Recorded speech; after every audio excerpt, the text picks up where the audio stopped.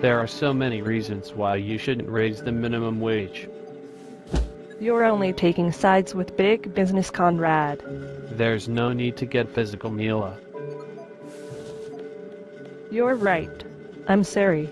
But I really do think we need to discuss the issue. Okay. Okay, great. Let's start with this.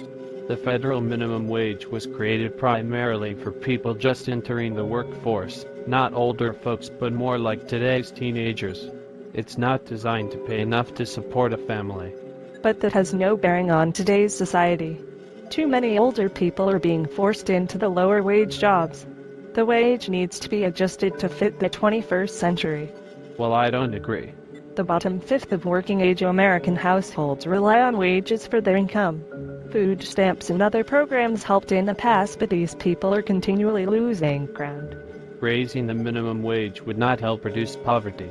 In fact, it would have the opposite effect. How so? It would victimize the lowest skilled workers and make it more difficult to find work. Raising the minimum wage will increase unemployment. Lower-end jobs will actually be more attractive to better skilled and educated workers who will outcompete with them. We need to grow the economy by less regulation, not more. That's a silly argument. You continue to push the issue of economic growth as being the best solution. The rising wage gap between the top and bottom are now much less influenced by a rising economy. Even if it did occur, rising inequality has a strong impact on poverty trends. Yeah. How about that, Mr. Conrad? Tiny argument. Okay. Then how about? Whoa there, girl. It's my turn. All right. It is true that the few who keep their jobs will have higher wages. They will enjoy a government-created monopoly that excludes many from the market now. The higher the minimum wage is raised, the worse the effects on poor people. Oh, and the unemployment directly and indirectly caused by raising the wages will require additional government welfare spending and thus higher taxes and more budget deficits. Raising the minimum wage to $10 would cumulatively boost incomes of people below the poverty line by $5 billion. And that's conservative. Other research says it will lift over 4 million people out of poverty. If you raise the minimum wage to $10, you will create competition from more skilled and educated people who had the ability before to earn $8, $9, or $10 an hour. There will become less and less room in our economy for minimally educated and low-skilled workers. We need the government to intervene in the workplace. Wage theft occurs when employers withhold wages that are owed to a worker. What? By requiring workers to work off the clock or refusing to pay overtime. There's widespread evidence of these practices. Millions of low and moderate wage workers have seen slow wage growth because they are working overtime and not getting paid for it. The standard of living is not raised by arbitrary laws and decrees imposed on businesses. The standard of living is increased by the rise in productivity of labor. That increases supply of goods, thus reducing prices, thereby allowing wages to have more buying power. You should abandon your efforts to raise the minimum wage.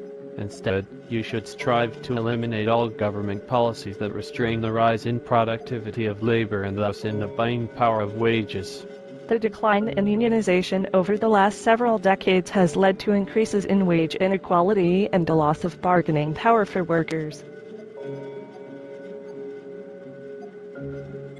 Yes, the decline of unions can explain approximately 1/3 of the growth of wage inequality among men and women since the 1970s.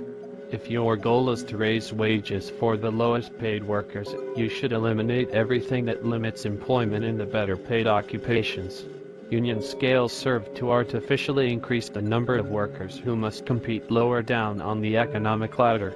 Yes, the very bottom where wages are lowest. If we really care about children in our country, we need to raise the wages of parents working hard each day to lift their families out of poverty.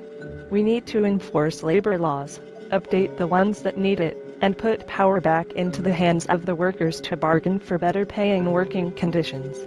There you go again with all the government regulation. Let me make it easier for you. Right now, low-skilled workers such as cab drivers, Barbers and hairstylists, or even hot dog vendors on the street, have layers of government red tape imposed on them. Abolishing or reducing licensing regulations would reduce competitive pressures at the bottom of the income ladder. Well, all I can say is the minimum wage is 25% below its real value in the late 1960s.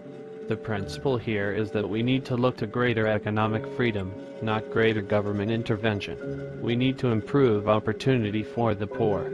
On your last statement, I can totally agree. Wow, we agreed on something. Now, can we get back to finishing this time machine? You bet, Earthling.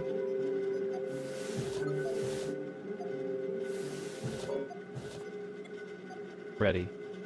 Bring it on, Conrad.